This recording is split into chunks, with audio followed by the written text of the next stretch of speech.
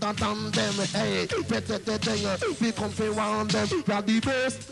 Lord, say Papa Kina have the best. Go long, hey, out east, sometime out west. Hello everybody, you're welcome back again to the Reggae Appreciation Society. Jamaica is a global cultural superpower whose incredible music reverberates around the globe big time despite its small size. But the dark side of the island's cultural history is the colossal loss of lives of many of its brightest stars to a gun violence epidemic that's been on since the 1970s.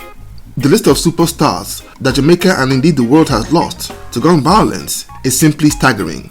But today, we're looking at one of the most mysterious on record, which was the violent death of Ranking Toyan, a fire-spitting dancehall DJ who was the top lieutenant at the Volcano Crew, a posse put together and led by the enigmatic Henry Jonjo Laws, arguably one of the most important dancehall producers of all time. In terms of pure talent, uniqueness and charisma, Ranking Toyan has been ranked as being the live wire of that posse.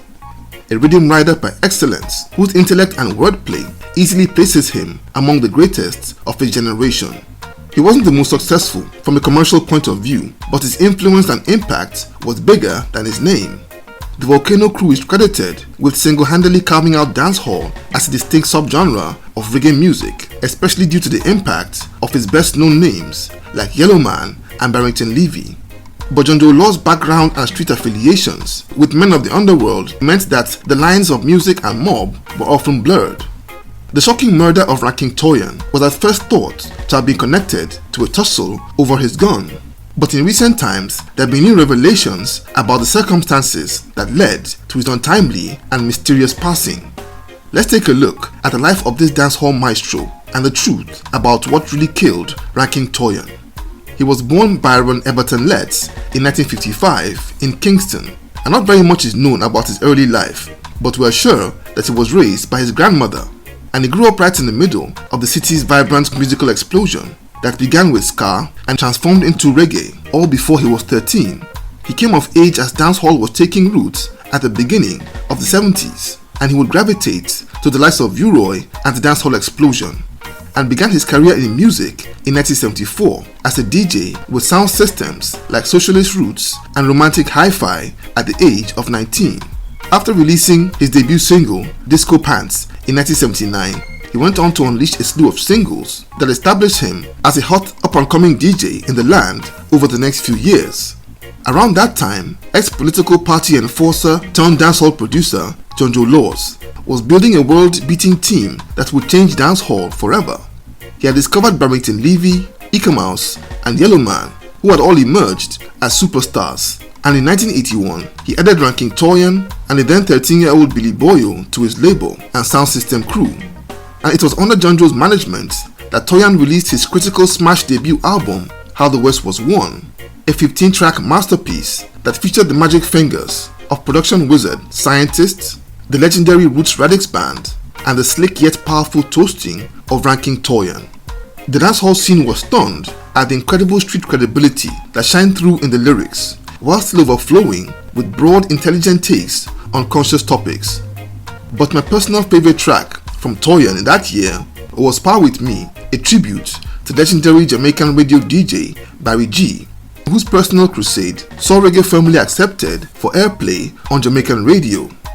By 1983, when the Volcano Crew added Little John and Cocoa Tea to its ranks, there was no posse hotter in all of Jamaica, and their fame would soon spread even abroad. And within that crew, Ranking Toyan was the spark and live wire of the entire team, and a true mentor to the newer members.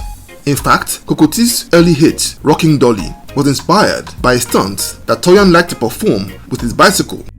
But in 1985, Jonjo Laws would join the massive wave of emigration out of Jamaica and moved over to New York, effectively bringing an end to the Volcano Crew's run, as all the artists would disperse to other outfits, and the likes of Toyan, like many other Jamaican artists like Supercat, Tenosaur and Nitty Gritty, also left the country for greener pastures. Ranking Toyan also left for America, but unlike his peers, who will consolidate their careers in the US, not much is known of Toyan's time in the States.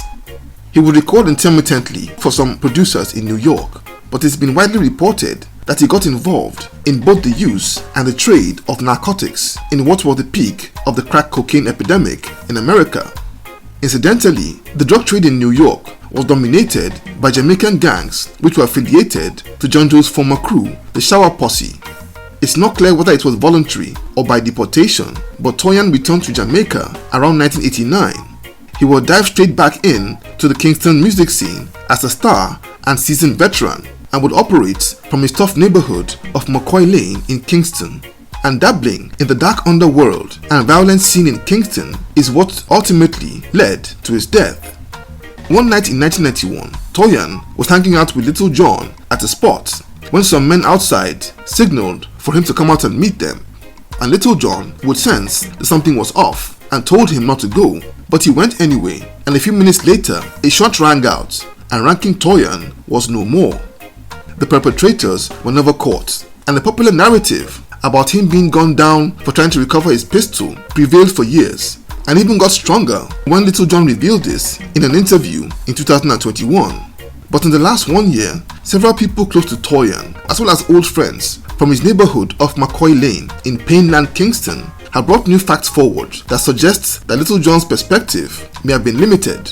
And according to this new school of thought, Toyan, though not a member, he was affiliated with a gang that controlled McCoy Lane, and that group was embroiled in a rivalry with another one operating out of Payne Avenue right next door and also in Payneland. And I believe that Toyan, who was then in his mid-30s and a big star musician, would have seen himself as a universal figure and too big to be at risk of gang politics or violence. He reportedly owned a Magnum 44 revolver which had caught the eye of some bad men from Payne Avenue. It was those men that traced him to the spot where he was hanging out on that fatal night, and they decided to kill two birds with one stone. They would take down a popular figure from McCoy Lane and get his gun all in one fell swoop. In the aftermath of Toyan's death, there was an escalation of violence and animosity in the Payneland area which would last for years.